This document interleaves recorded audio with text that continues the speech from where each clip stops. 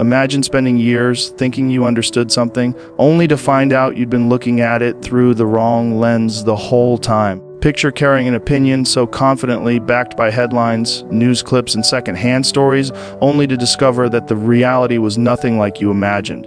That moment when the truth finally cuts through the noise, it changes you.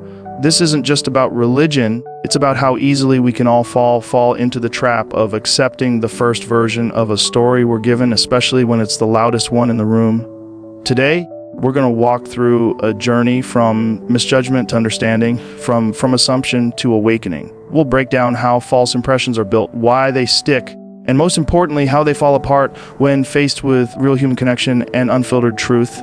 If you've ever wondered what it takes to see past stereotypes, to admit when you were wrong, and to rebuild your perspective from the ground up, stay with me, because by the end of this, you might not just see Islam differently, you might see the whole world differently. First impressions are tricky because they often come from the loudest voices, not the truest ones. When it comes to Islam, many people's earliest perceptions are shaped not by personal experiences, but by what they see in news clips, headlines, and action movie plots. That's where the bias slips in. Instead of hearing the prayers in a mosque or sitting down for a meal during Ramadan, the images they get are usually conflict zones, extremist acts, and political tension. It's like judging an entire restaurant's menu based only on a single bad Yelp review. It's incomplete and unfair. Those early impressions settle in, and over time, they feel like facts. It becomes a mental shortcut. I've seen enough, I know what this is. But in reality, it's a stitched-together version of truth, tailored to grab attention rather than tell the whole story. The problem is, humans are wired to believe the first version of a story they hear, especially if it's repeated often enough. That's why media narratives have such power. They create a lens through which everything else is filtered. And once that lens is there, you start noticing only the things that confirm what you already think, ignoring the rest. For years, Islam has been viewed through this narrow, distorted frame, making it easy to misjudge. It's not always intentional hate, it's just that people rarely challenge the first picture they were given. And when those first impressions come from fear-driven storytelling, it's even harder to see past them. The irony is, once you step outside that media bubble and have real face-to-face interactions, the difference is massive. You start realizing how little your original understanding matches the actual reality. But getting there takes effort. It means questioning the comfort of what you already know and being willing to admit that maybe, just maybe, you've been looking through the wrong end of the telescope. It's humbling to realize how much those first impressions got it wrong and how much richness and depth you've been missing out on simply because you trusted the wrong source. That's the danger of letting first impressions run the show. They're often based on someone else's agenda, not your own search for truth. There's a huge shift that happens when you stop talking about people and start talking to them. Sitting across from someone who actually lives and breathes the faith you thought you understood is like switching from watching a blurry TV channel to seeing things in full HD. Those eye-opening conversations hit differently because they're not scripted, they're not agenda-driven, and they're not filtered through a journalist or a politician. They're raw, human exchanges. You begin to notice that the people you're speaking with aren't trying to sell you something or convince you convert. They're simply sharing their lived reality. A Muslim friend explaining why they fast during Ramadan, or an imam breaking down what the word Islam actually means. These moments chip away at the wall of assumptions brick by brick.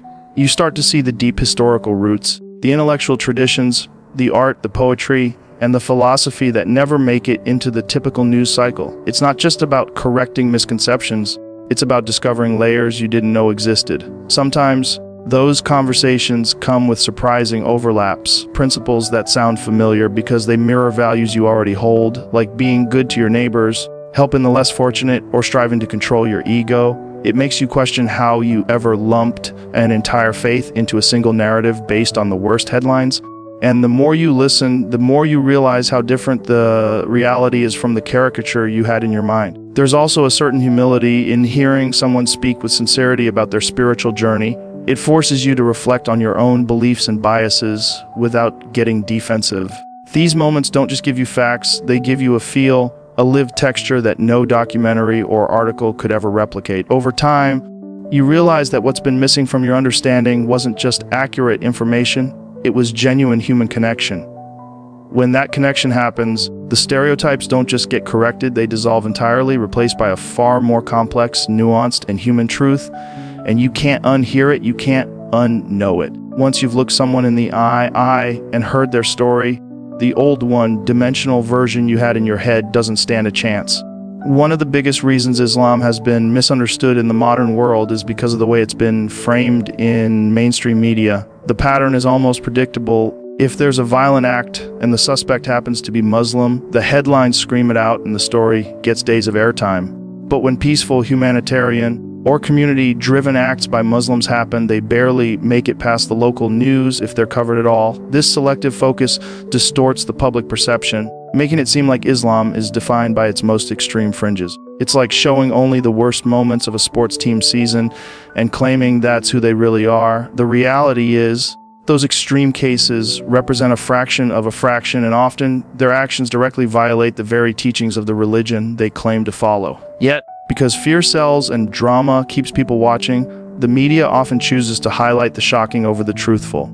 This creates a feedback loop. People see negative stories, they assume that's the whole truth, and then they're more likely to believe the next negative story they hear. In this cycle, peaceful voices are drowned out, and centuries of cultural and scientific contributions from the Muslim world are ignored. The golden age of Islamic scholarship, advances in mathematics, medicine, architecture, and philosophy, all of that gets buried under a constant stream of conflict-driven narratives. And the sad part is, this isn't just about misunderstanding, it's about actively shaping an image for political or commercial purposes. The consequences are huge, stereotypes get reinforced, communities become isolated, and genuine dialogue becomes harder to achieve because people have already made up their minds based on what they've been shown. The truth is, the teachings of Islam place immense value on peace, charity, justice, and respect for others, but you'd hardly know that if your only source of information is a news feed driven by clicks and ratings. Breaking out of that manufactured perception requires going beyond the headlines and seeing the human stories that never make it to prime time.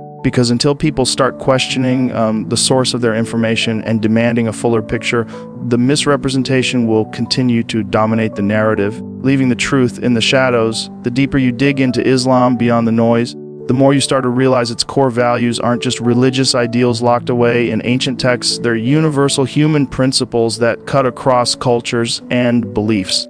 Compassion is at the center of it, not as a vague moral suggestion, but as a daily practice. From the way Muslims are encouraged to greet each other with peace, to the emphasis on kindness to neighbors regardless of their faith, the message is clear: humanity comes first. Then there's charity, which in Islam isn't about occasional generosity when it's convenient, but a structured responsibility. Zakat, the obligatory giving of a portion of one's wealth, isn't just an act of kindness, it's a built-in system to ensure that the less fortunate aren't forgotten. Discipline is another key pillar, especially visible during Ramadan when millions of Muslims around the world fast from dawn to sunset. This isn't just about abstaining from food and drink, it's about mastering the self, building empathy for those who struggle, and focusing on spiritual growth over material desires.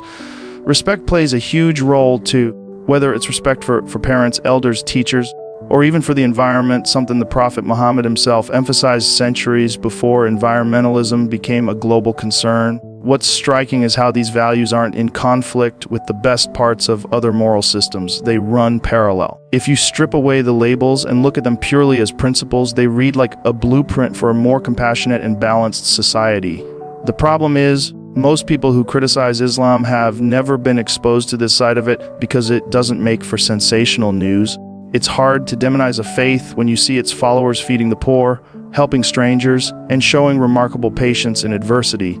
Understanding these values changes the whole narrative. It shifts Islam from being viewed as a rigid foreign system into something deeply relatable, something that speaks to the shared moral compass of humanity. And once you see that connection, you start questioning why it was ever presented as the other in the first place. It's not about agreeing with every detail of the faith, but about recognizing that at its heart, it's built on principles that the world desperately needs more of, not less. There's a certain vulnerability in admitting you were wrong, especially when your opinion was strong and you voiced it publicly. It forces you to confront the fact that your confidence was built on shaky ground. That's what happens when you judge something as vast and deep as a religion without doing the real work of understanding it. At first, it's easy to lean on the quick takes, the headlines, the viral clips, the stereotypes that seem to confirm each other. They feel solid, like they're giving you the full picture. But when you start to learn more, when you engage with people who live by that faith and you read from its own sources instead of interpretations designed to provoke outrage, you realize how little you actually knew. That realization can sting. It's humbling to recognize that your criticism wasn't based on truth but on assumption. You start asking yourself why you never questioned the story you were fed and why it felt so comfortable to accept it without digging deeper. The answer often comes down to ego. It's easier to stick with what you think you know than to risk looking foolish by changing your mind. But here's the thing. Real growth doesn't happen without that humility. When you can say, I got this wrong, you're not losing credibility, you're gaining it. Because it shows that you value truth over pride and that you're willing to evolve when the facts demand it. This is especially important when the subject is as sensitive as religion, because your words can shape perceptions, influence others, and either build bridges or burn them. Admitting you misjudged Islam after actually exploring its teachings is not a sign of weakness, it's a sign of intellectual honesty. It's acknowledging that the initial narrative you accepted wasn't the whole story, and that the real picture is far more nuanced, compassionate, and human than you were led to believe. And in that process, you don't just change your view of Islam, you change your approach to all kinds of topics. You start to see the value in slowing down, asking more questions, and giving people and ideas the respect of being understood before being judged. That's not just a correction, it's a complete shift in how you think. Seeking truth in today's world takes more effort than most people are willing to give. We live in an age where opinions are formed in seconds, often based on headlines, tweets, or short video clips. But when it comes to something as vast and complex as Islam, reducing it to sound bites almost guarantees a distorted picture. Encouraging people to go beyond that surface level means reminding them that truth is rarely found in the easiest places. It's in the long conversations with real people, the books that require patience to read, the moments of listening without planning your rebuttal. It's about being curious enough to ask, what's the full story here, instead of assuming you already know it. Too often people let fear or prejudice close the door before they've even stepped into the room. But the reality is, the more you learn, the more you see how much there is to unlearn. Talking directly to Muslims from different backgrounds shows you the diversity within the faith, from culture to interpretation to practice. Visiting a mosque, attending a community event, or simply sharing a meal during Ramadan can give you a perspective you'd never get from scrolling a news feed. And when you do that, you're not just gathering information, you're building a connection that makes it harder to reduce a billion people to a single stereotype. Seeking truth is also about being willing to challenge your own biases. That means recognizing when a story confirms your fears a little too neatly, or when an image plays perfectly into the narrative you've been fed. It means asking yourself who benefits from you believing that version of the story. And while this process takes time and humility, the payoff is huge. You gain a deeper understanding of the world, a more accurate picture of people you might have misjudged, and a stronger ability to think for yourself. The ultimate goal is to stop letting someone else's edited version of reality dictate your beliefs. Truth isn't something you stumble upon, it's something you search for piece by piece until the picture is clear enough to stand on its own. And when it comes to Islam, that search often reveals a reality far richer, kinder, and more human than the one you were shown at first glance. When you step back and look at the journey from misunderstanding to clarity, it's impossible not to feel the weight of how much we're shaped by the stories we're told. The first impressions were clouded by noise, the media narratives amplified the extremes, and personal biases built a wall between what we thought we knew and what was